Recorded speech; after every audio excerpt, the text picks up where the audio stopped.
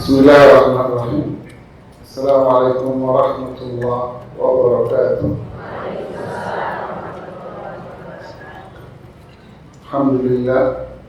Alhamdulillah ala ihsanih wa syukru ala taufiqihi wa amtinani. Assalatu wassalamu ala rasulillah wa ala alihi wa sahbihi wa man istanna bi sunnatihi wa ihtada bi hadihi ila bidini amma ba'd. Allahumma alimna ma jahilna wanfa'na bima alimna warzuqna amalan salihan mutaqabbala. Para jemaah sekalian,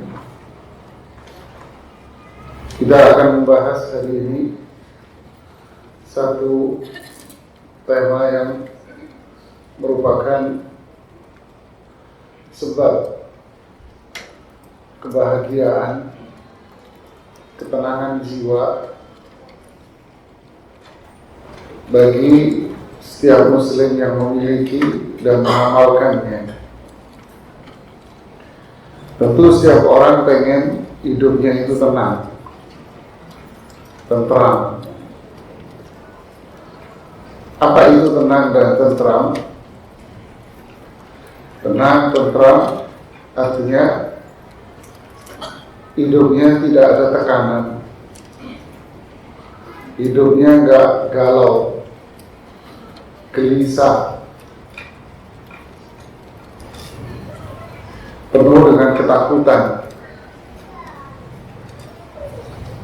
Ini adalah hidup yang tenang.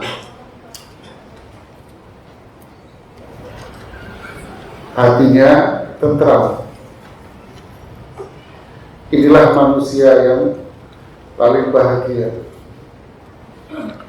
Ini manusia yang paling kaya. Laisal ghina an kathratil 'abd walakinal ghina ghina nafs. Kaya itu bukan banyaknya harta dan kekayaan, tapi kaya itu ketika jiwanya itu tenang dan damai.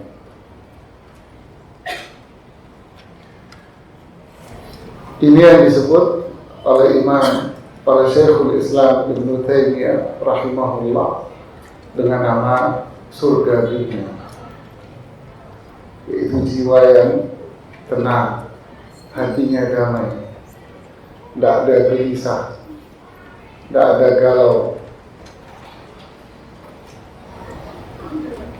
Orang yang gelisah, galau, berarti hidupnya enggak tenang. Dia tidak akan bisa berpikir dengan jernih dan logis. Mudah terkena tekanan batin, gampang emosi. Disitulah hidupnya akan kalut, kacau. Waliyahzubillah. Tentu jawaban paling utama adalah iman. Wa may yu'min billah yahdi qalbah. Orang yang beriman, Allah kasih hidayah hatinya. Maksudnya, siapa yang beriman, Allah akan berikan hidayah ke dalam hatinya, dan dengan hidayah itu hatinya, jiwanya akan tenang. Man yuridillahu an yahdiyahu yashrah sadrahu lil Islam. Siapa yang dikehendaki oleh Allah untuk diberi hidayah, maka Allah akan jadikan hatinya itu lapang. Berarti penuh dengan hidayah, tenang, damai, bahagia.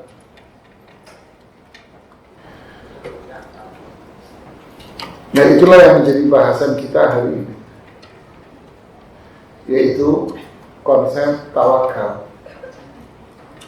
Tawakal inilah yang menjadi hati kita ini tenang, jemaah. Kok bisa? Ini pertanyaan. Kok Kok bisa tawakal itu bisa menjadikan orang itu apa? Tenang. Ayat yang kita baca setiap hari di dalam sholat, Iyyaka na'budu wa iyyaka nasta'in. Ini kalau kita terjemahkan, Iyyaka na'budu, hanya kepadamu kami beribadah, dan hanya kepadamu kami minta tolong. Apa makna ayat ini? Maknanya, kata Imam Ibnu Katsir adalah, kami tidak akan beribadah kecuali hanya kepada Allah. Kami tidak akan beribadah kecuali hanya kepadamu, ya Allah. Dan kami tidak akan bertawakal kecuali hanya kepadamu.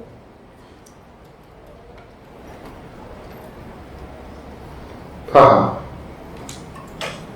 Paham belum? Ngambang.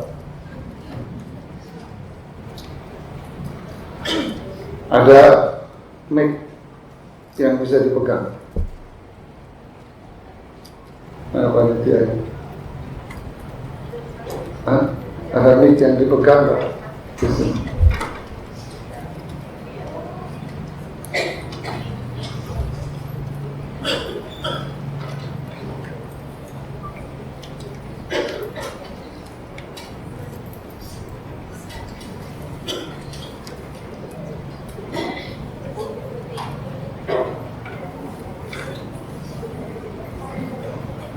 Ya, ada mic-nya? Ya.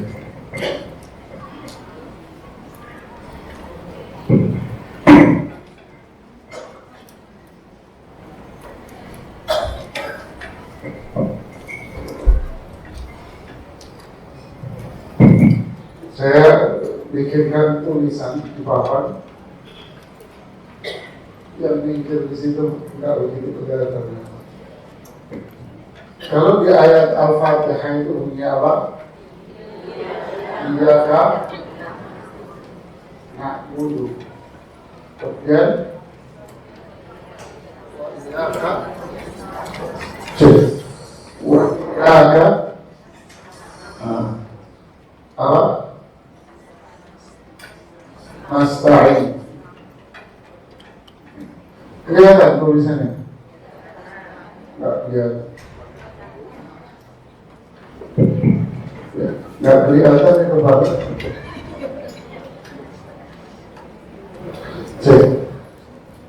Iyyaka na'budu. Ini maknanya kami, bukan terjemah ya.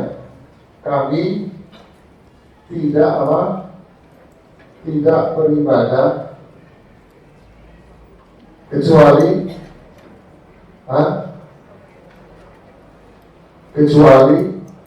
hanya kepada Allah. Yang ini maknanya kami apa? Tidak tawakal kecuali apa? Kepada Allah. Berarti makna ini meminta tolong. Ini meminta tolong. Meminta tolong maknanya apa berarti? Tawakal.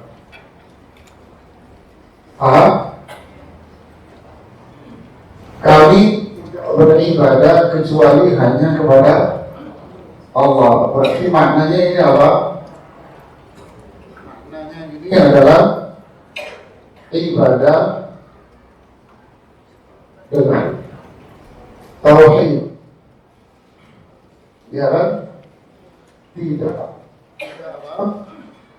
Tidak berbuat syirik. Ya. Paham?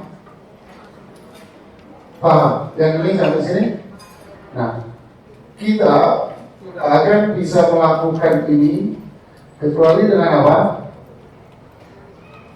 Tawakal. Tawakal ini apa artinya? Berarti tawakal apa? Pertolongan siapa? Allah. Artinya Allah menolong kita untuk apa? Untuk apa? Untuk ibadah.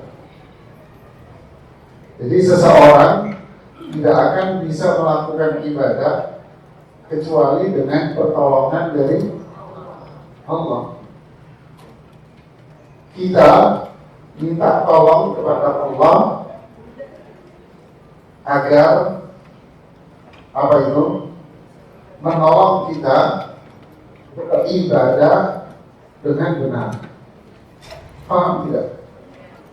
Sisi ibadahnya tidak akan bisa tanpa pertolongan dari pertolongan yang kita minta. Pertolongan apa? Pertolongan agar kita bisa ibadah. Paham sampai sini? Berarti tawakal itu apa? Tawakal berarti apa? Hah? Apa? Pertolongan.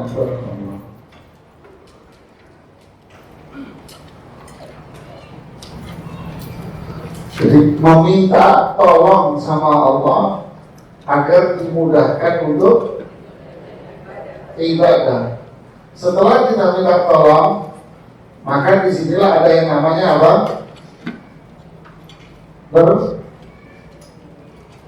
Berserah.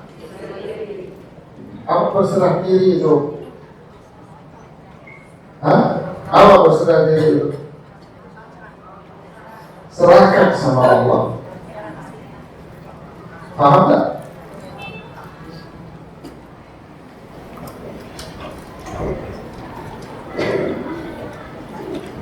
Berarti habis dari sini ngapain, Bu? Ngapain? Berserah? Paham tak maksudnya? Kadang orang memahami tawakal itu apa? Orang memahami apa? Pasrah. Padahal pasrah itu terakhir. Pasrah itu kapan? Terakhir. Yang pertama apa? Yang pertama adalah apa? Minta tolong agar Allah memudahkan kita untuk ibadah. Setelah itu kita ngapain? Setelah itu kita ibadah. Setelah ibadah kita paham? Ibadah dengan tauhid tidak berbuat syirik. Artinya sini apa? Artinya di sini berbuat. Apa itu berbuat? Maksudnya apa berbuat di sini? Melakukan melakukan apa? Melakukan ibadah. Nah, baru setelah melakukan ibadah, seseorang ngapain? Ngapain? Baru berserah diri. Jadi tawakal itu adalah apa?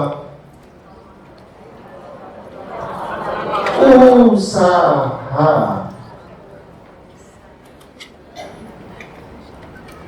Paham? Tawakal apa? Satu kata. Tawakal berarti apa? Usaha. Paham? Yang bapak-bapak. Paham Pak? Berarti Islam itu terdiri dari apa?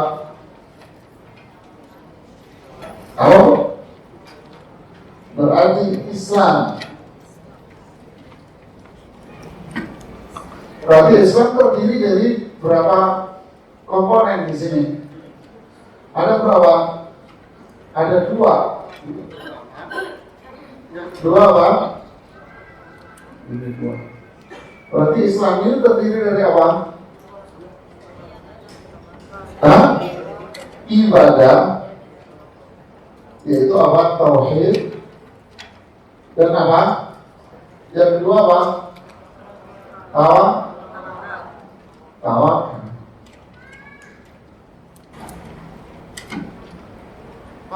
Paham? Jadi Islam yang Allah turunkan kepada Rasulullah SAW itu dua inti, ibadah sama Allah dan tawakal. Nah, inilah orang yang hidupnya tenang. Jadi tawakal itu bukan apa? Bukan pasrah. Dari pasrah ini tawakal. Ya, tidak bisa begitu. Tawakal bukan pasrah. Jadi tawakal itu minta tolong sama Allah. Terus ngapain? Ibadah kepada Allah. Lakukan ibadah, baru setelah itu apa? Serahkan sama Allah. Sudah tenang nanti hidupnya. Paham? Selesai pengajian.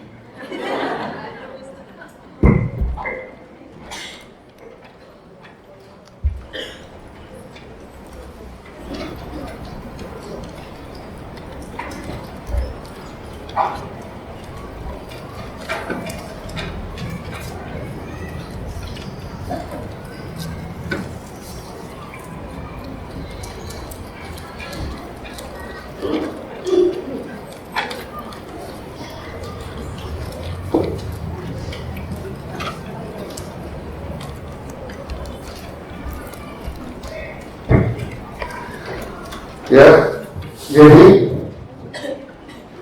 Imam Ibnu Katsir mengatakan inilah kesempurnaan ketaatan kepada Allah. Maksudnya bagaimana caranya taat kita ini sempurna. Islam kembali kepada dua makna, yaitu apa? Ibadah dan tawakal. Oh, paham berarti. Alhamdulillah. Ibnu Qayyim mengatakan tawakal itu setengah agama. Tawakal itu setengah agama. Bagian yang kedua dari agama adalah inabah, kata beliau. Agama itu isti'anah, minta tolong, dan ibadah. Tawakal itu isti'anah dan inabah itu ibadah. Bulat ya. Maksudnya tawakal itu setengah agama dan tawakal itu adalah minta tolong. Setengahnya yang satu adalah apa? Ibadah, yang disebut pula dengan nama inabah, kembali kepada Allah. Jadi Islam, agama ini ada dua, tawakal dan ibadah. Syekh Abdurrahman bin Nasir As-Sa'di mengatakan isti'anah, minta tolong atau tawakal itu adalah bersandar kepada Allah untuk mendapatkan manfaat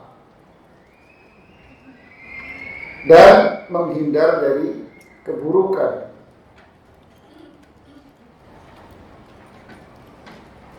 Paham? Belum. Ini mau merinci makna dari tawakal. Tawakal tadi apa? Minta minta tolong. Minta tolong apa sama Allah? Ibadah. Nah, di sini dirinci sama Imam Sa'di. Minta tolong itu sebetulnya ada dua. Minta tolong itu ada dua.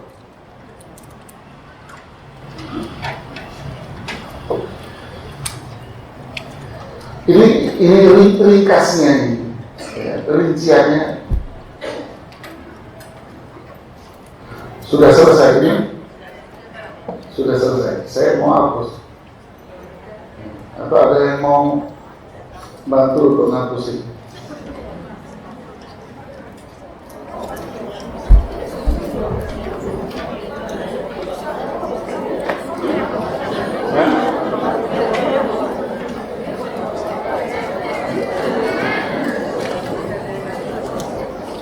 Apanya jelek?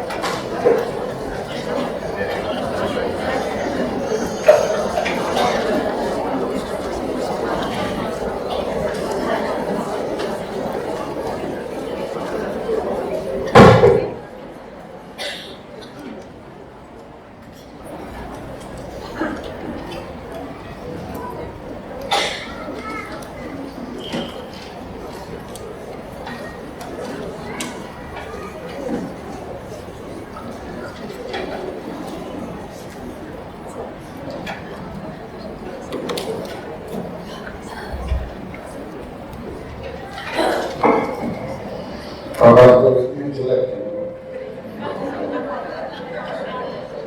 harusnya ada teknologi yang canggih. Apa itu? Pakai AI. Saya cukup nulis di sini. Nah, itu bisa. Oke. Tadi apa? Tawakal itu apa? Tawakal apa? Meminta pertolongan, kan meminta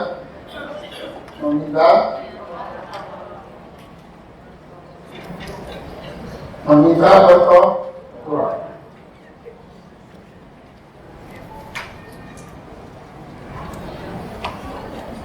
Apa yang diminta pertolongan itu? Ada dua. Apa itu? Manfaat, ya, dan apa? Terhindar apa?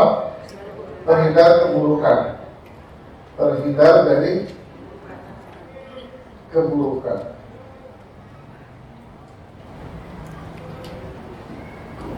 Oke?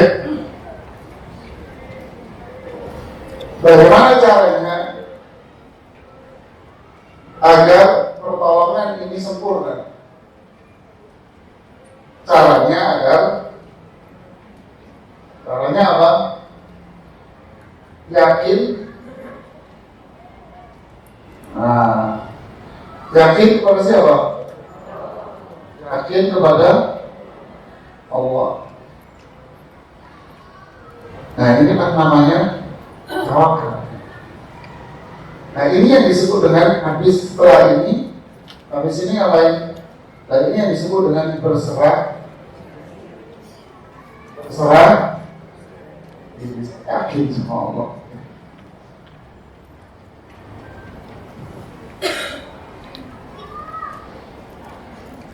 Paham?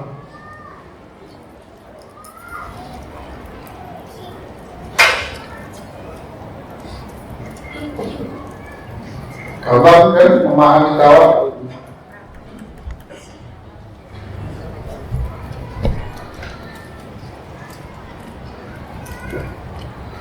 Imam As-Sa'di mengatakan isti'anah itu bersandar kepada Allah.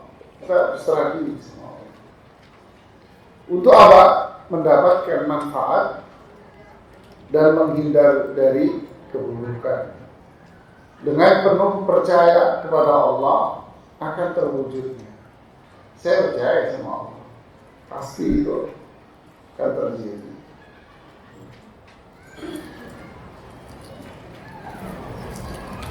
Lalu dia mengatakan, inilah kehidupan yang bahagia. Berarti semua ini adalah hidup apa? Ini hidup bahagia.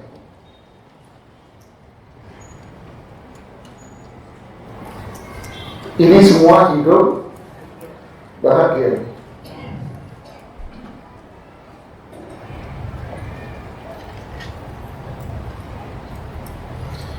Berarti caranya gimana sekarang?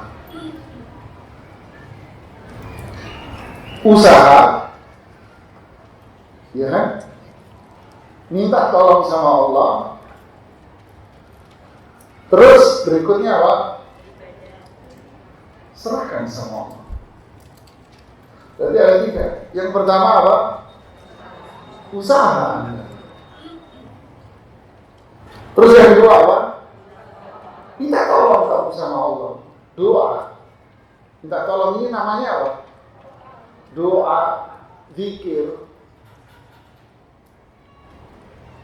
Ngerti? Usaha dulu. Baru setelah itu apa? Usaha, doa, zikir. Ini namanya minta tolong. Terus setelah yang ketiga apa? Ya ini ibadah, Bu. Usaha ini ibadah. Habis itu apa? Minta tolong. Ini juga ibadah, ya kan? Tawakal. Yang ketiga apa? Yakin bahwa Allah pasti ngasih. Kalau itu manfaat, Allah pasti ngasih.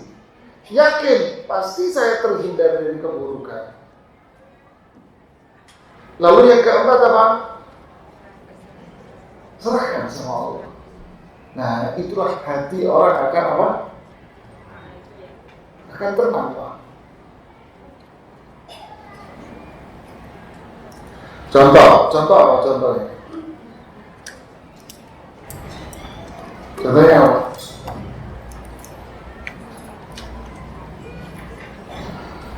Karena yang datang di sini bapak-bapak yang tua-tua, yang umurnya 17 tahun.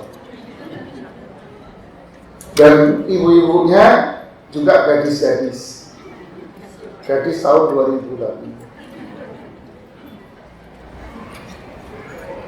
Umur segini adalah umur galau. Ya kan? Begitu juga ibu-ibu muda. Umur galau. Umur yang dipenuhi dengan pertanyaan di benak, bagaimana jikalau seandainya. Ya kan, betul Pak. Bapak-bapak ini, bagaimana jikalau seandainya. Nanti kalau saya sakit gimana? Seandainya sakit gimana? Nanti bagaimana pengobatannya? Kan gitu kan Pak? Ibu-ibu muda, nanti kalau punya anak bagaimana? Seandainya ini bagaimana?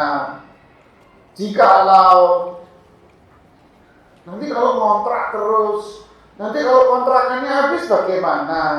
Jikalau seandainya. Bahasa Indonesia, bahasa Inggrisnya baik menowo. Iya kan Bu? Ini namanya ini apa ini namanya ini? Galau. Kalau galau ini diteruskan akan jadi apa? Tekanan batin. Tekanan batin kalau terjadi berarti hidupnya apa? Gampang emosi. Nggak tenang dia. Nyambung sekarang? Nah, apa lalu kehidupan yang harus kita lakukan?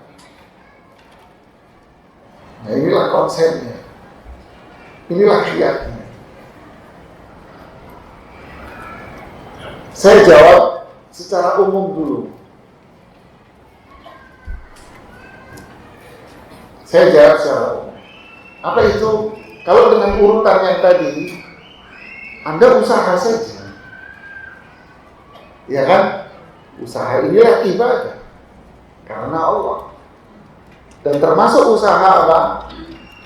Rajin sholat, ya kan? Sedekah, puasa, dolong orang, bantu orang, ya. Termasuk usaha apa? Ya, dagang, apa? Termasuk usaha. Ya? Oke? Terus setelah itu yang kedua apa? Minta tolong sama Allah. Doa. Rajin zikir. Berdoa dan zikir. Oke? Yang ketiga, yakin Allah pasti akan memberikan itu sama saya. Yakin Allah pasti ngasih. Nah, itulah yang keempat namanya udah serahkan saja sama Allah. Nah, di sini hidup kita tenang. Sudah tak ada lagi nanti jikalau seandainya apabila. Baik menolong, nggak ada. Sudah, ini yang saya lakukan.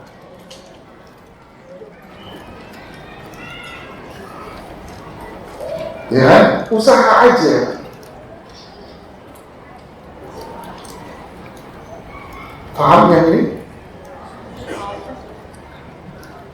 Ibnu Qayyim mengatakan di kitab Fawaid, untuk mendapatkan kebaikan dan kenikmatan, bagaimana caranya? Bagaimana caranya saya mendapatkan kebaikan? Mendapatkan manfaat. Bagaimana caranya?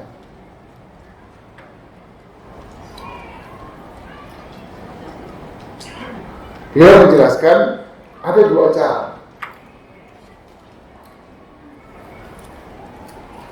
Menyerahkan kepada Allah pilihan yang terbaik.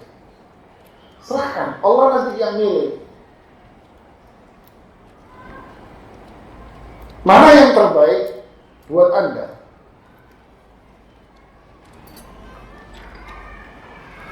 Paham? Yang kedua, serahkan kepada Allah. Bagaimana caranya? Nanti Allah yang beritahu. Allah yang milih, Allah yang ngatur. Sudah, Anda nggak usah capek.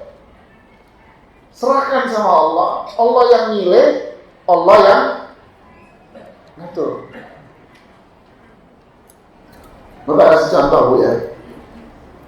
Ini contoh pasti rami lah. Ini contoh yang paling menyenangkan bagi kaum laki-laki. Yang diinginkan perempuan apa? Suami yang setia. Oke? Berarti apa yang Anda lakukan? Yang 4 tadi. Apa itu? Usaha jadi istri yang baik agar suamimu setia. Apa itu usaha yang baik? Taatlah Anda sama Allah. Apa usaha yang baik? Taatlah Anda sama suamimu. Ya kan? Taat sama suamimu. Taat sama Allah. Taat sama suami. Apa usaha itu? Berakhlaklah yang baik sama suamimu. Oke? Yang kedua, doa. Minta tolong sama Allah. Tawakal. Apa doanya istrinya? Doanya berdoalah, ya Allah, jadikanlah suamiku suami yang saleh. Jadikan suamiku suami yang saleh. Suami yang menjadi ummah, suri tauladan buat semua orang. Teguhkanlah iman dia, amal saleh dia, ketaatan dia. Dan itu doanya. Karena doa yang paling mulia itu adalah doa yang ringkas tapi padat. Gak perlu Anda merinci suami yang saleh, suami yang suri tauladan itu ke apa? Anda deskripsikan semua, ya Allah saya mau suami saya ini 1, 2, 3, 4, 5, 6, 7, 8, 10. Gak perlu. Anda gak perlu ngatur. Biar Allah yang memilih dan Allah yang ngatur. Tenang aja. Paham Pakmu? Ya Allah, doanya, karuniakan saya suami yang saleh, yang menjadi ummah. Coba lihat doanya. Rabbana hab lana min azwajina wa dzurriyyatina qurrata a'yunin waj'alna lil muttaqina imama. Cukup. Ya Allah, karuniakan kepada saya istri yang salihah, karuniakan kepada saya suami yang saleh, yang menjadi ummah, suri tauladan. Tidak perlu ada rinci. Suami yang setia, nggak kawin lagi, seterusnya nggak perlu kawin lagi, nggak perlu, karena Allah tahu apa yang terbaik buat Anda, dan Allah yang ngatur. Oke, ini doa. Terus yang ketiga apa tadi? Yakin Allah akan memberikan itu. Terus apa? Serahkan sama Allah. Ternyata Allah yang ngatur, yang milih. Oh, ternyata suami yang setia itu gimana? Oh, suami yang setia itu ternyata suami yang kawin lagi. Umpamanya. Ini contoh. Umpama. Oh, kawin lagi. Iya sih Ustaz, suami saya setelah menikah lagi itu tambah baik dia sama saya. Tambah setia, tambah santun, tambah ini, tambah ini. Dan terus apa yang Anda permasalahin? Nggak ada sih. Ini kisah nyata, ini kisah nyata. Ustaz, nggak ada contoh yang lain tuh. Tak kasih contoh yang lain. Ya kan? Kasih contoh yang lain. Contohnya doa di pagi hari. Allahumma inni as'aluka ilman wa rizqan wa amalan. Allah terus aja ini. Ya Allah, berikan aku rezeki yang halal. Dek, cukup. Berarti yang pertama apa? Usaha Anda. Kerja, taat sama Allah, rajin sholat, rajin ibadah, tauhid, usaha, bekerja. Lalu apa?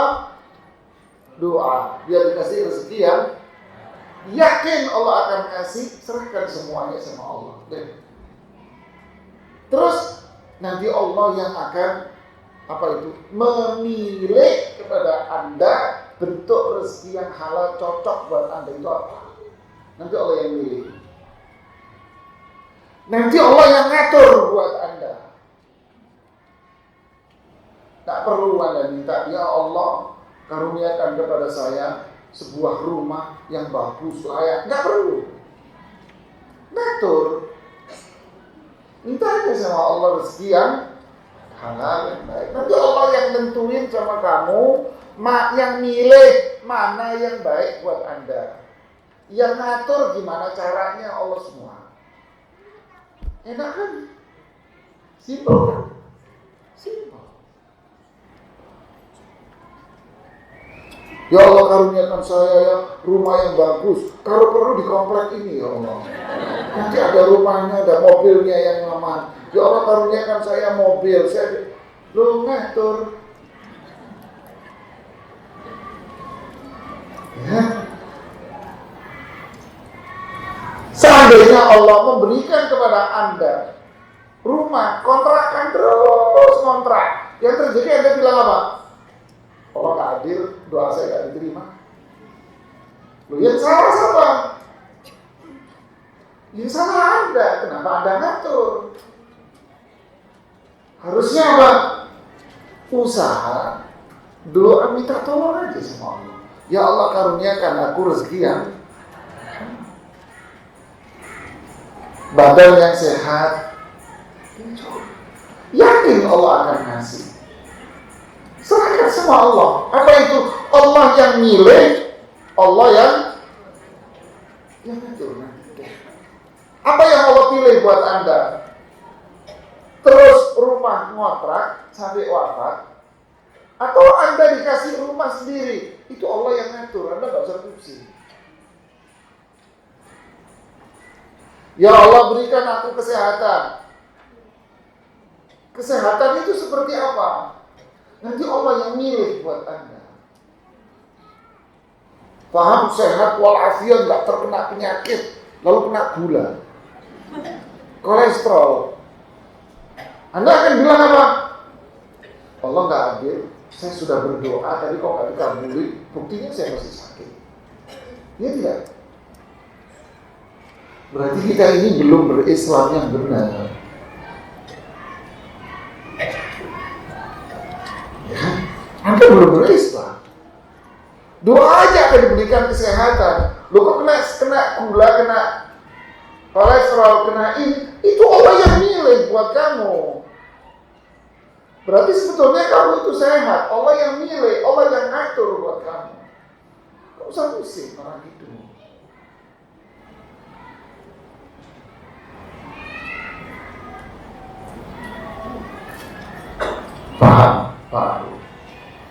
Paham yuk.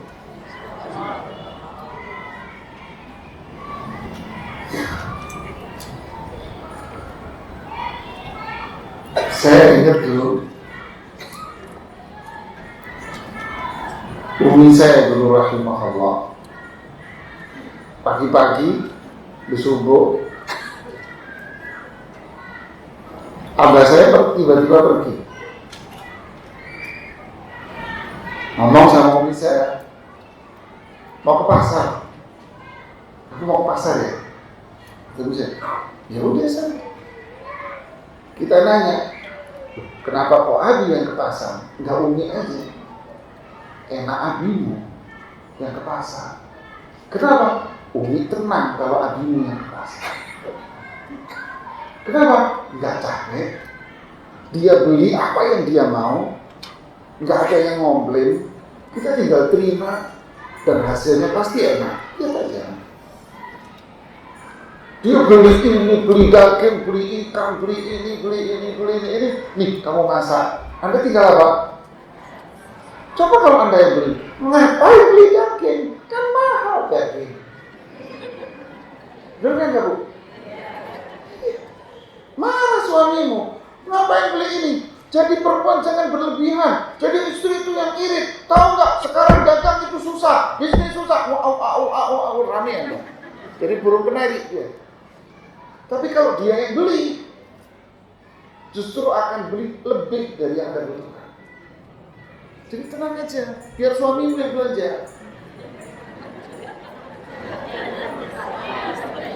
Bener kan? Ini wajar, Bu. Kita nanya, nih kenapa kok Abi yang belanja? Lihatin aja nanti. Belanja datang bawa daging 2 kilo. Nih, daging 2 kilo. Kamu masak, tuh kan bener kan omongan saya. Coba manggil umi saya namanya Suud. Kamu belanja. Abah saya namanya Saad.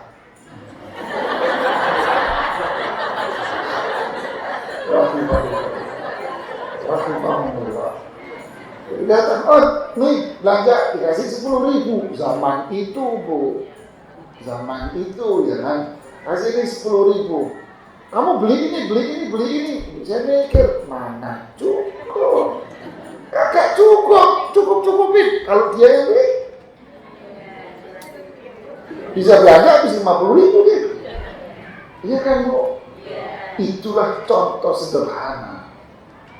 Terkadang pilihan kita itu malah bikin sulit kita, bikin rumit.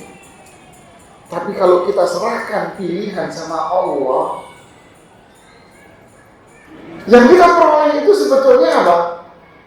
Jauh lebih banyak. Ya kan? Usaha saja, doa, yakin, serahkan sama Allah. Allah yang milih, Allah yang ngatur. Pasti lebih banyak hasilnya. Contoh, Rasulullah SAW mengutus beberapa orang sahabat ke daerah pesisir. Kalau sekarang dikenal dengan kota Jeddah. Jeddah itu kan pesisir, pinggir pantai. diutus ke daerah pesisir pantai untuk melihat sisa-sisa musuh-musuh Islam yang bakal menyerang, untuk jaga wilayah perbatasan yang sebelah sekarang. Komandan pasukannya adalah Abu Ubaidah Amir bin Jarrah. Jumlah mereka sedikit, cuma beberapa orang aja. Abu Ubaidah miskin. Sahabat yang diutus, yang diajak semua miskin. Rasulullah SAW hanya memberikan bekal kepada mereka beberapa kantong kurma. Lihat, hanya dikasih bekal untuk makan beberapa kantong kurma. Tok.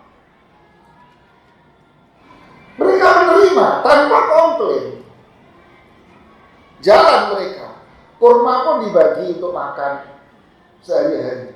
Sampai pada akhirnya kurma ini jadi minum sedikit, dikit-dikit, sehingga jatah per orang 1 butir untuk sehari. Gimana caranya? 1 butir kurma cukup buat kenyang 1 hari. Kurma 1 butir dicemplungi di air sama mereka. Air pun akhirnya menyatu dengan kurma itu kan, warnanya jadi nabit namanya. Terus sekarang namanya apa? Infus ya. Infus apa infus saya nggak tahu. Iya deh. Ditaruh di air sama sahabat. Air ini yang mereka minum. Dan itu mengenyangkan mereka. Dan akhirnya pun kurma habis. Mereka lapar, tidak ada makanan. Tapi mereka yakin sama Allah. Ini usaha, ketaatan saya sama Allah, dan yang nyuruh saya kemari siapa? Allah dan Rasulnya. Saya jalan kemari. Terus apa? Saya doa biar Allah memberikan berkah kepada kita pada perjalanan ini. Mereka yakin Allah pasti nolong. Sulit, ya pasti sulit lah. Lapar mereka karena kurma habis. Di tengah mereka lapar, sudah gak makan, dan mereka berada di tepi pantai. Akhirnya Allah ngasih rezeki sama mereka lebih dari sebuah kurma. Apa itu? Allah keluarkan ikan yang hidup di dasar lautan, di kegelapan lautan. Ikan ini hidupnya di kegelapan lautan yang matahari tidak menyentuh dasar lautan itu.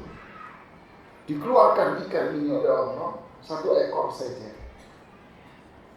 Dan ikan itu dimakan oleh para sahabat. Dan Abu Ubaidah bilang, badan kami memang kurus saat itu karena makanannya kurang.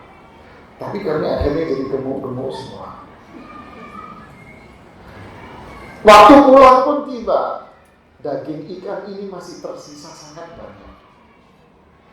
Dan kami akhirnya memilih onta-onta yang gede-gede untuk mengangkut sisa daging ikan yang digotong oleh sahabat-sahabat yang bertubuh besar-besar. Kami bawa ikan ini ke Madinah. Sesampai di Madinah, kami ceritakan kepada Rasulullah SAW. Beliau tersenyum manis dan beliau tahu semua kejadian itu. Dan beliau mengatakan, masih ada sisa ikan bagi saya dong.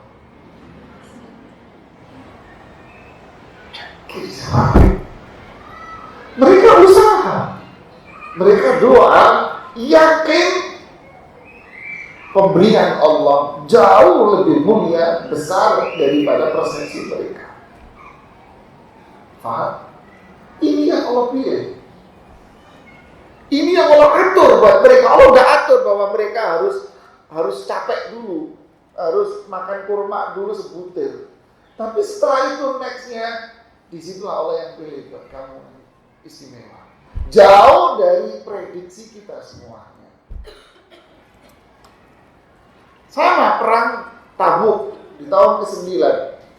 Perbekalan habis di tengah jalan. Minuman habis semuanya. Tenggorokan kita sangat kering sekali.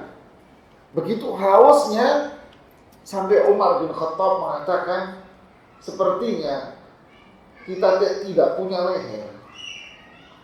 Nggak saking hausnya. Sepertinya kita nggak punya leher. Kami memegang leher kita masing-masing. Dan kami mengatakan leher kita masih ada. Nggak saking apa? Hausnya, kering mereka. Semua mengeluh. Kering leher kami, haus. Akhirnya mereka menemui Abu Bakar Siddiq. Umar mengatakan kepada Abu Bakar, wahai Abu Bakar, tolong sampaikan kepada Rasulullah SAW. Kami nggak berani. Minta tolong Rasulullah SAW untuk doa sama Allah. Disampaikan kepada Rasulullah SAW. Rasulullah bilang apa? Sudah nggak kuat ya? Sudah nggak kuat kan? Inilah usaha. Karena usaha ini menghendaki kita untuk apa? Capek, repot, berat. Sudah nggak kuat kamu? Nanti Rasulullah tahu tidak? Tahu. Sudah nggak kuat kamu? Iya ya Rasulullah. Nggak kuat, sudah nggak kuat. Senyum Rasulullah SAW. Baru dia katakan doa. Betul. Kenapa? Yakin ini Allah yang ngatur sudah. Saya begini ini sampai kehausan, kelaparan ini yang ngatur siapa? Allah yang ngatur. Saya yakin Allah akan memberikan pilihan yang terbaik, nikmat yang baik buat saya. Sakit ini. Ini Allah yang ngatur. Santai aja. Nanti Allah yang memilih sesuatu yang istimewa buat Anda. Rasulullah SAW pun doa. Tangan Rasulullah SAW belum turun, awan sudah mengumpul di atas kepala kita. Hujan begitu derasnya. Yang diminta apa? Minum segelas. Tapi yang Allah kasih apa? Hujan deras. Ada seorang sahabat yang pergi agak jauh mencari air. Ketika dia datang, baju dia kering. Paham maksudnya? Jadi yang hujan itu di mana? Hanya di area sahabat. Luar sana kering. Mereka hanya butuh air segelas. Tapi karena mereka tawakalnya tinggi, Allah kasih jauh dari kebutuhan dia. Lebih besar dari kebutuhan dia. Mereka cuma doa, ya Allah, beri kami minum. Mereka nggak minta kasih kami minum segalon, ya Allah, maaf. Mereka nggak ngatur, Pak. Allah yang ngatur, Allah yang milih. Inilah yang namanya tawakal. Apakah selama ini kita sudah seperti ini? Tidak. Tawakal yang kita maksud selama ini apa? Tanpa usaha. Udah pasrah aja. Kamu usaha. Kalau nggak mau usaha, ini malah merusak iman. Ini bukan orang yang bertauhid. Ada lagi yang usaha, terus dia kayak Fir'aun, kayak Qarun. Saya mendapatkan harta ini kan karena saya. Nggak ada campur tangan Tuhan di sini. Jangan bawa-bawa Tuhan. Merasa hebat dia. Fir'aun zaman now.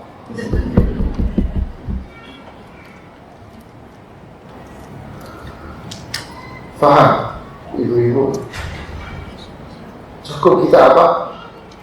Apa tadi? Usaha.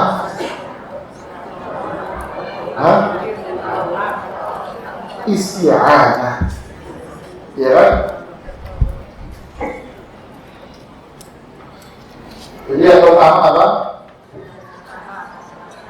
Satu, usaha. Usaha itu apa? Usaha ini ada dua. Bisa ibadah, bisa dunia. Ya kan? Ibadah ini apa maksudnya? Rajin sholat, ya kan? Rajin sedekah. Setiap hari usahakan sedekah, bantu orang. Usahakan sedekah setiap hari. Sebagaimana kita setiap hari harus apa? Sholat. Inilah namanya ibadah, puasa. Bukan Ramadan saja, sunnah. Ini usaha kita. Karena Allah bilang, "Fa'mur ahlak sholati wastabir 'alaiha la nas'aluka rizqan nahnu narzuquk." Suruh keluargamu beribadah. Saya tidak akan minta harta sama kamu. Saya yang ngasih dunia sama kamu. Ibnu Katsir bilang apa? Rajinnya sholat kita itu menjadikan karunia Allah besar. Paham? Ini usaha. Dunia apa? Dunia sehat, jaga pola hidup, pola makan. Oh, banyak istri yang disayang sama suami, yang nurut sama suami. Jangan jadi burung piyuk. Ya, jangan jadi burung piyuk. Jangan cerewet jadi istri. Jangan nuntut. Jangan ngatur suamimu. Ya. Suami baru nyampe kantor, saya balik mana? Kamu ngapain? Pawel kamu. Sumpah, mau akhirnya kawin lagi tuh anak. Ini usaha kamu. Ini bangsa yang kemana-mana ini larinya. Jangan jadi istri yang bawel, cerewet. Jadilah manusia. Oh. Jadi apa? Manusia, jangan jadi burung kenari. Oh, kenari kan? Kenari itu cerewetnya kamu. Kalau anak kenari itu berkicau, Pak. Kalau Pak, pagi kan? Pagi-pagi kan ngoceh itu kenari. Jadi ngoceh itu rame. Sama kapan, Pak? Mama. Pagi cerewet dia ngomong masalah anak berangkat sekolah, masalah ini. Udah siangan diem dia. Jadwal suami mau pulang, berkicau lagi dia. Janganlah ibu, jadilah manusia, jangan jadi burung. Biarkan burung berkicau. Saya bukan burung. Ini usaha. Padahal punya penghasilan yang cukup, ya usaha, dagang ini dan sebagainya. Yang kedua tadi apa? Nah, di sini apa? Isti'anah. Isti'anah inilah yang namanya tadi apa? Tawakal. Apa tawakal isti'anah ini caranya?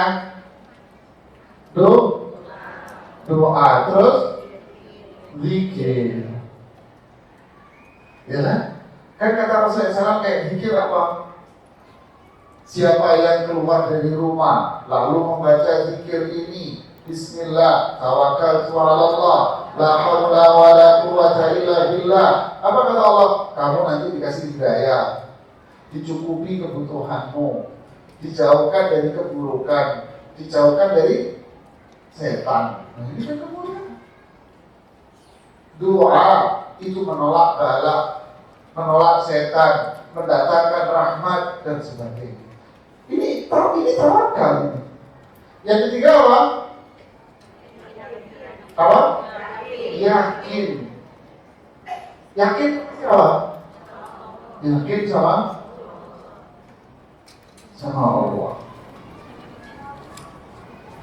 Ini kan namanya konsep apa? Berserah diri. Nah, ini namanya berserah diri. Hasilnya apa? Hidayah, tenang hatinya.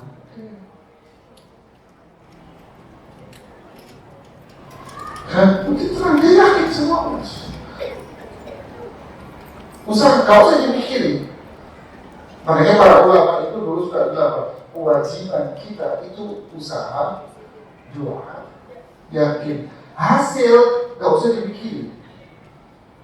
Hasil gak usah dipikirin. Ini yang muda-muda nih, berdoa. Doa, biar apa? Kasih jodoh yang soleh. Iya gak? Doa sebentar. Ya Allah, karuniakan saya jodoh yang soleh. Kemarin ada gadis datang menemui saya. Kan bisa? Sadar Pak. Ustaz, saya pengen nanti calon suami saya itu 1, 2, 3, 4, 5, 6, 7. Tak dengerin sambil nyender saya. Kalau 1, 2, 3 terus begini panjang. Saya ngomong, gimana menurut Ustaz? Mbak, mau apa kamu? Ini mau apa? Mbak, bangun, jangan tidur terus. Kamu ini tidur siang rumahnya. Mimpi. Akhirnya kamu gak kawin loh kalau begini caranya. Cukup berdoa, ya Allah karuniakan saya seorang suami yang saleh. Titik. Sore itu nanti saya pengen tinggi badannya sekian. Nanti ininya sekian, bokongnya sekian. Aduh, yang tenang. Loh, laki-laki gitu, saya mau perempuan yang begini Ustaz. Nanti dia betul deh. Kalau ada kopi, tak siram kopi. Ini mau apa? Kamu bikin hidup sengsara. Dengan doa. Sudah. Hasilnya kita serahkan sama siapa? Allah yang ngatur, Allah yang pilih. Sudah. Nanti Allah yang ngatur. Hasil bukan urusan saya. Tidak tawakal. Makanya hatinya Allah nggak galau, nggak gelisah. Sudah Allah. Loh, kok ternyata yang datang begini, gak sesuai ekspektasi saya, umpamanya, ya kan? Berarti saya apa? Di sini perannya apa? Oh, berarti ini yang Allah pilih buat saya.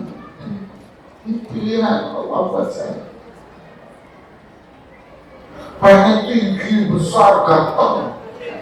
Yang datang pendek, kurus, topel.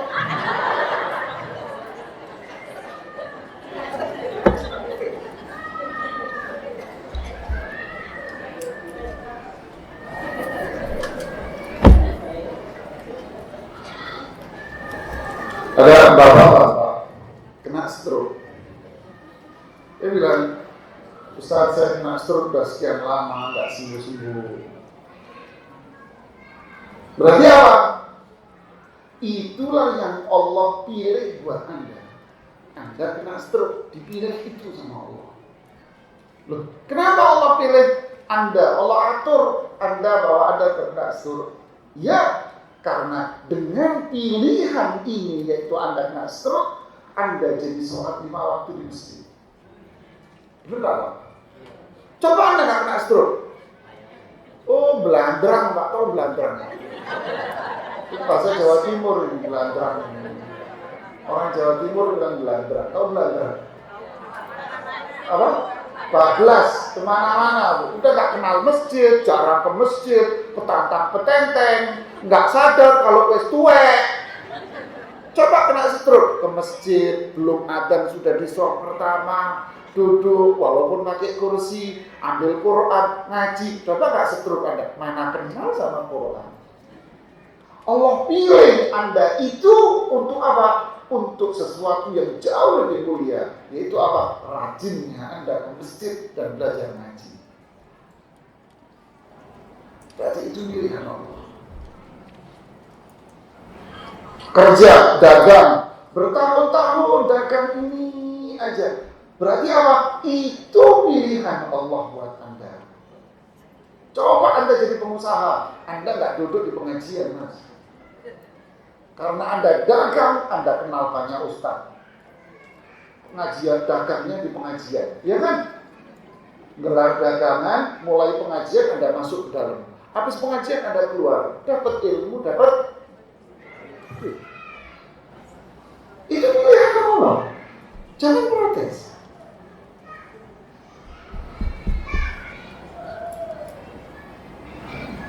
Masya Allah. Ya, Pak.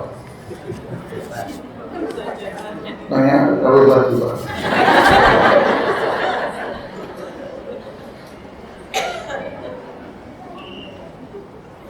Ibu-ibu ada yang datang ke saya nangis-nangis. Nangis jadi ibu. Udah selesai nangis, cerita.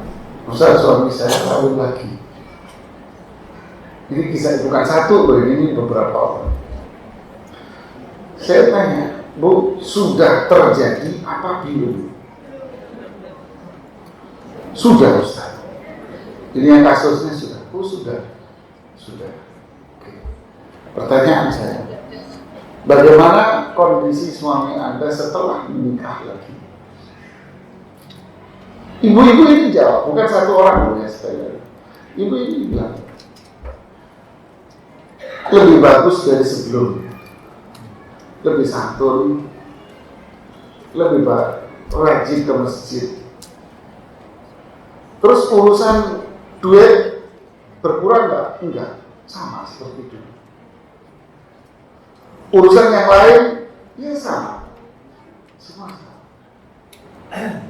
Terus sebelum nikah, sebelum kawin lagi, susah disuruh ke masjid. Gampang marah-marah. Terus yang ibu masalahin apa? Diam mereka. Tapi kan hati saya nolak. Nah, ya itu manusiawi. Ya kan? Ini walaupun contoh yang gak enak di kuping.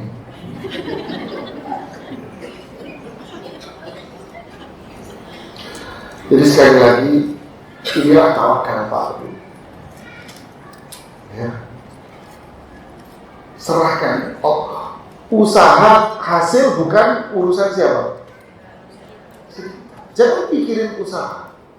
Maaf, jangan pikirin hasil. Jangan pikirin hasil. Kita usaha, Bu. Usaha. Ya, usaha. Anak Anda menikah. Sudah jangan dipikirin hasil. Nanti bagaimana kalau anak-anak setelah menikah? Nanti dia nggak sayang lagi sama saya. Nanti dia akan ini, nanti dia ini. Anda kelewatan. Nanti gara-gara Anda rumah tangga anakmu berantakan. Kenapa? Anda overlapping. Anda kelewatan. Ketakutan Anda ini ketakutan. Galau. Nah, ini khusus buat ibu-ibu, ibu-ibu yang umur segini, yang anaknya nikah, ketakutannya hebat. Perasaan ibu-ibu ini model seumuran beliau, anaknya kalau ini apa perasaan beliau? Anak saya diambil orang, ibu ya, anak saya diambil orang, sehingga ibu ini menjadikan menantu perempuannya itu kompetitor. Ya benar kan Bu? Itu perasaan ibu ini, pokoknya yang usia 17 tahun ini. Kalau bapak sih cuek. Ini over, orang galau yang berlebihan. Dia pengen ngatur semua, terus ngatur. Itulah. Berarti dia belum tawakal. Iman kita tak benar sama Allah. Kewajiban kita usaha berbuat baik, bukan ngatur. Jangan mikir hasil.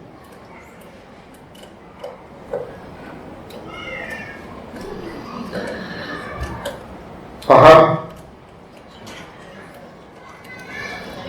Jadi biar tawakal ini benar-benar sempurna, yakinlah Allah ini tahu mana yang lebih baik buat kita. Mana yang lebih baik buat saya, Allah tahu. Mana yang maslahat buat saya, Allah tahu. Mana yang baik buat saya, ya Allah tahu. Mana yang maslahat buat saya, Allah tahu. Dan Allah itu lebih sayang pada kita daripada kita pada diri kita sendiri. Paham tidak? Saya ulang. Allah lebih sayang pada diri kita daripada kita pada diri kita sendiri. Sayangnya Allah lebih besar, Pak, daripada sayangnya kita dengan diri kita sendiri. Jadi jangan ragu, jangan putus asa, jangan prasangka buruk sama Allah Subhanahu wa Ta'ala. Jadi Allah tahu mana yang baik, mana yang maslahat. Allah lebih sayang daripada kita sendiri, pada diri kita sendiri. Kebaikan Allah itu sempurna. Apapun yang Allah berikan kepada kita pasti baik dan sempurna. Apa aja. Jadi nggak usah dipikirin apanya. Usaha, doa, isti'anah, tawakal itu. Yakin yang ketiga. Yakin apa? Tidak ada sesuatu pun yang ngatur Allah. Ada yang ngatur Allah? Makanya Allah punya nama apa? Al-Aziz. Apa maknanya Al-Aziz? Itu terjemah. Makna Aziz itu apa? Tidak ada sesuatu pun yang mampu mencegah dan menghalangi Allah. Tidak ada. Kalau Allah putusin ini, nggak ada yang bisa menghalanginya.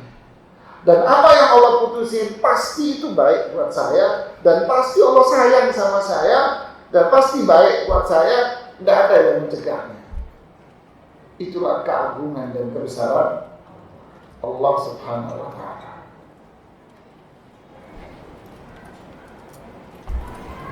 Jadi luar biasa itu. Makanya orang beriman itu pernah sadar. Yang dia pikirkan bukan.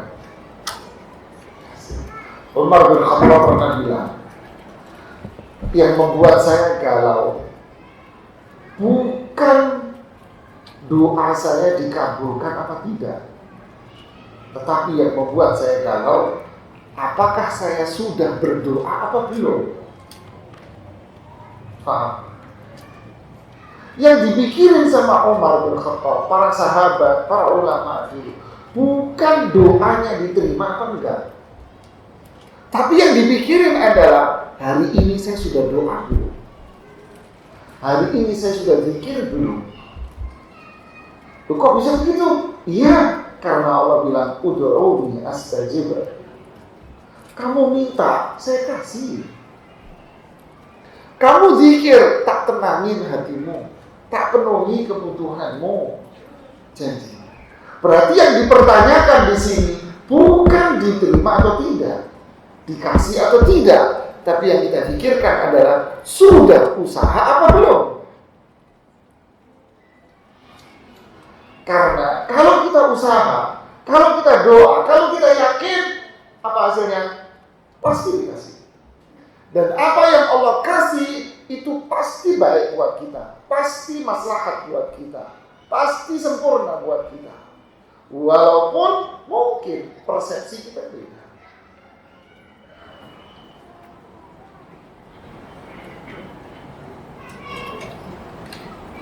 Contoh, Anda pagi-pagi pengen nasi kuning. Sederhana aja contohnya. Nasi kuning. Tiba-tiba dibelikan lontong sayur. Ya kan? Kalau kita berpikir hasil, Anda marah-marah. Kok lontong sayur? Oh, ngomel Anda marah-marah.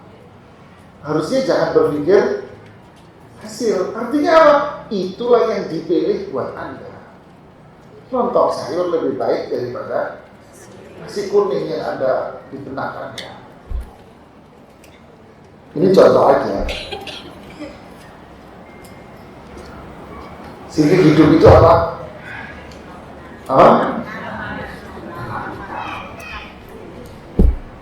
akan terus senyum. Makanya disuruh baca apa? Alhamdulillah. Dapat nikmat, alhamdulillah. Dikasih musibah, kok bisa kasih musibah? Alhamdulillah. Iya, karena Allah memilih musibah itu buat Anda. Loh, kenapa Allah pilih musibah itu buat Anda? Karena itu cara Allah untuk menjadikan Anda mulia. Ini caranya Allah.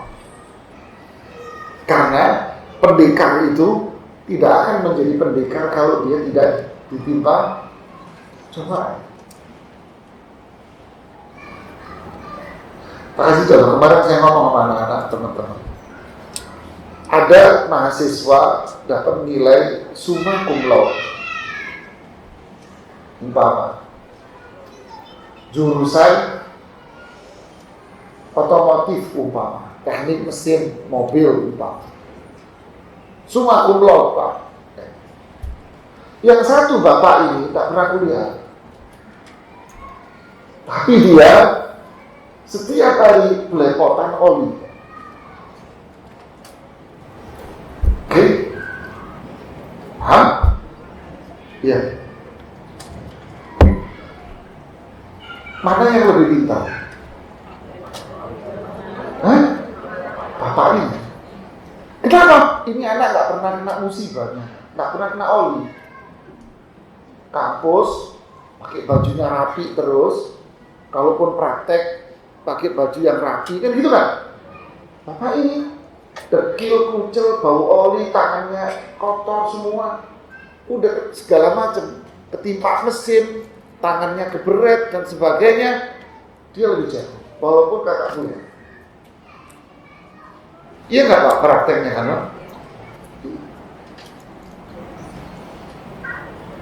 Dia dengar suaranya total.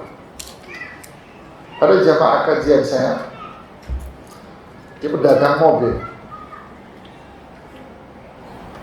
Kalau ada mobil 10 biji mobil, disetel ini mau dinyalain suaranya semua, dia akan tahu yang ini jangan dipilih, ini pernah banjir, yang itu jangan, itu pernah nabrak, itu yang kamu pilih. Loh, itu tahu dari mana? Suaranya. Kuliah di mana dia? Kuliah di mana Pak? Kuliahnya pinggir kali Pak, kecemplung kali, bolak-balik. Dia hidup dengan apa? Dengan rintangan dan cobaan. Jadi kenapa Allah pilih si fulan dikasih musibah? Karena itu cara Allah untuk menjadikan dia mulia dan pintar. Dia tak. Kalau ditimpa musibah, dia sabar, nggak ngeluh. Kok bisa nggak ngeluh? Karena dia yakin. Jadi sabar dengan tawakal itu kakak adik. Tapi dia bukan satu, dia dua. Inilah namanya iman.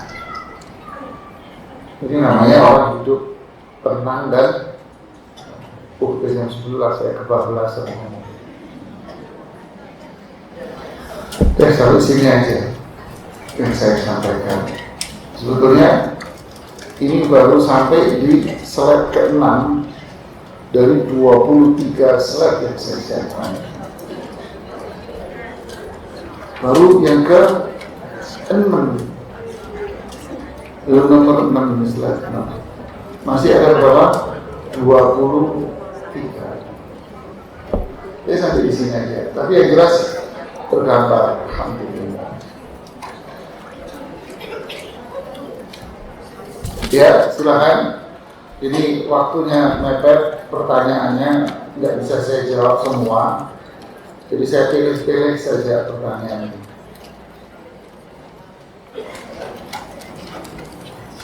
Nah ini tawakal dalam hal jodoh bagaimana ya Ustaz? Sudah ikhtiar saya jalankan, ta'aruf dan sebagainya belum. Ya berarti belum apa?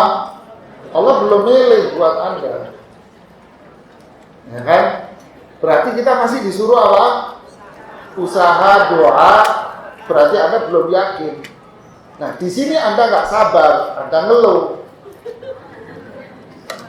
Jangan ngeluh, Mas. Yakin bahwa Allah belum menentukan, pilihannya belum datang. Ya, udah sabar saja. Dan teruslah usaha tawakal. Yakin pilihan Allah pasti. Nah, gimana? Doa aja. Doa.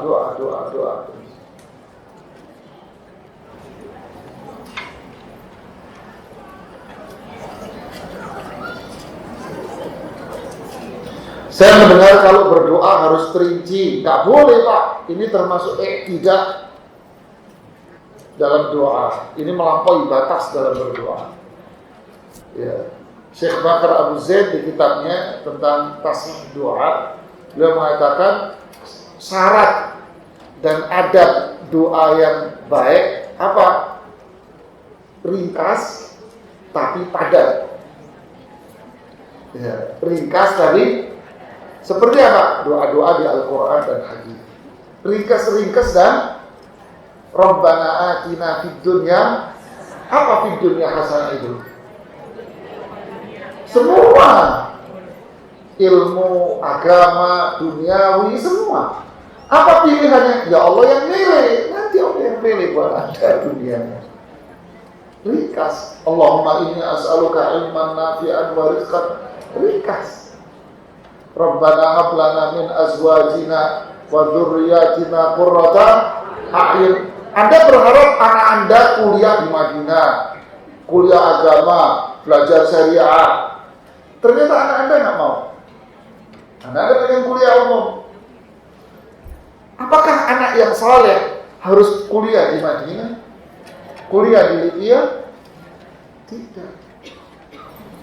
Dia bisa kuliah apa aja. Dia akan bisa menjadi anak yang saleh. Doa aja itu, nggak usah dirinci. Adakah batasan tawakal? Ada, Pak. Kalau nggak mati, Pak.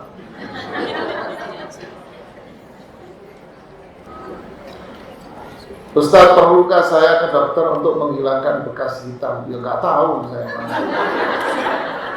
Nggak paham saya, Mas. Saya bukan dokter, saya nggak ngerti apa itu bahaya apa tidak. Ya kalau nggak bahaya, istri Anda tetap sayang kok sama Anda. Jangan khawatir, Mas. Ya. Aneh-aneh aja.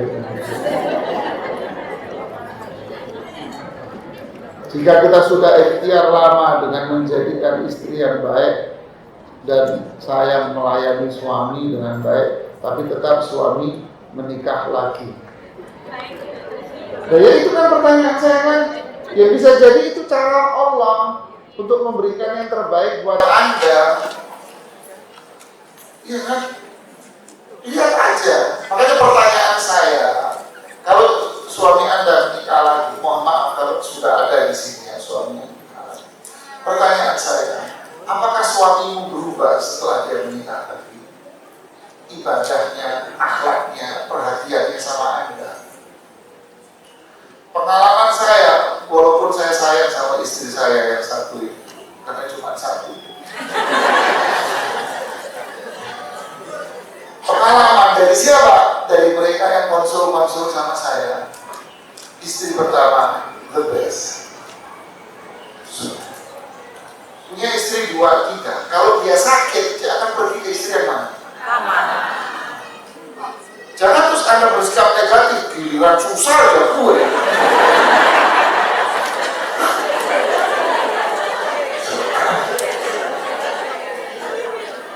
Berarti yang disayang siapa? Setelah Khadijah wafat, Rasulullah SAW selalu pergi ke mana? Ke yang pertama saat itu, Aisyah. Ya kan? Kok yang pengalaman dari yang konsul ini? Ya saya sih tak pengalaman. Konsul ini, mana ini kan?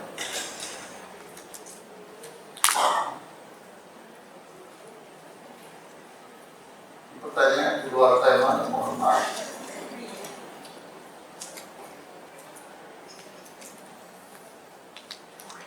Trauma terhadap seseorang yang membahayakan dan mengancam kita. Nah ini kan namanya hidupnya apa? Tertekan namanya. Ini tertekan ini orang ini. Seolah-olah dia meyakini bahwa keburukan itu bisa datang dari selain. Ini tauhidnya nggak benar ini. Harusnya kita yakin bahwa baik dan buruk dari siapa? Bukan dari dia. Kalau dia dulu pernah berbuat buruk sama saya, berarti apa? Itu takdir Allah sama saya. Bahwa Allah takdirkan hari itu saya mendapatkan musibah ini lewat si fulan. Yang menurunkan ini siapa? Allah. Berikutnya usaha berdoa. Sama. Apa usahanya kalau sama orang berbuat baiklah sama siapapun? Berdoalah, yakin kebaikan. Berbuat baik sama siapapun. Orang yang jahat sama Anda, dia tidak akan berkutik apapun. Harimau yang ganas itu tidak akan melupakan majikan yang ngasih dia susu. Dia tidak. Saya lihat banyak itu di YouTube itu. Ya, beberapa potongan-potongan orang-orang kirim di WA itu. Dulu pernah miara harimau, setelah gede ditaruh di habitatnya. Tambah gede dia samperin, masih ingat tuh harimau bahwa 5 tahun yang lalu saya dirawat sama ibu ini, saya dirawat sama bapak ini. Lari, dihampiri, ditolong sama tuh harimau. Kenapa? 4 tahun, 5 tahun yang lalu saya kasih susu sama dia. Iya kan? Harimau. Masa manusia tidak bisa berbuat baik?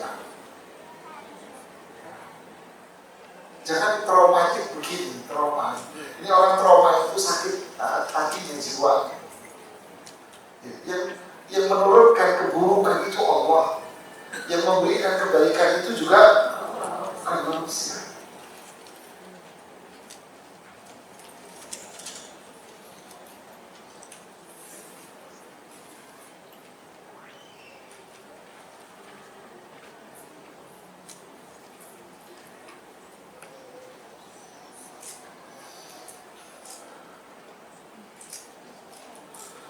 Dia dapat pekerjaan, setelah dapat pekerjaan, dapat uang, tapi uangnya hilang. Berarti apa? Inilah cara Allah untuk memberikan pekerjaan buat Anda. Coba tanya pengusaha-pengusaha yang sukses. Apakah mereka tidak pernah kehilangan uang? Apakah mereka tidak pernah bangkrut? Bukan tak pernah, tak kehitung. Iya tak? Nah kehitung. Tanya Jet Li, pernah ditonjok orang nggak? Sering sampai Parkinson dia. Ya kan? Beginilah hidup. Jangan Anda beranggapan hidup ini mulus tanpa hambatan, jalan tol tanpa hambatan. Siapa bilang jalan tol itu berbahaya? Apa? Ngantuk. Inilah hidup. Sulit cari pekerjaan. Setelah dapat pekerjaan,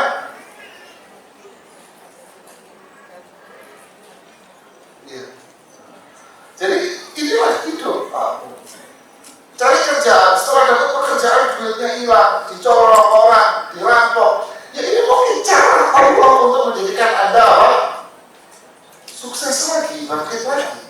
Itulah pentingnya apa yang dihindari. Ya. Ya, ini ada mobil B1095 KRI yang depan soto Betawi.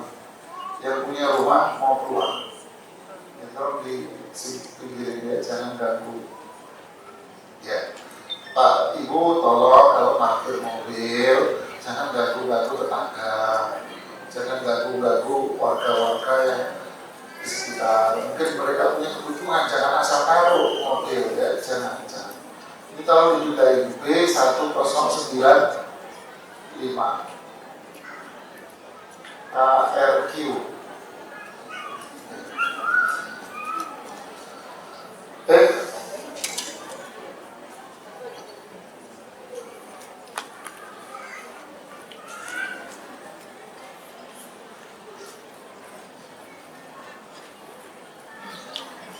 Jadi syirik gitu Pak. Mau jual rumah, nggak laku-laku, lalu suruh pergi ke kiai, kiainya minta tanahnya, suruh ngambilin tanahnya, nanti dicoba Jatim mau itu syirik Pak. Ini bukan kiai, ini dukun namanya. Ini bisa syirik besar Anda. Ini syirik besar, bisa menjadikan orang keluar dari Islam loh, bisa murtad. Alhamdulillah.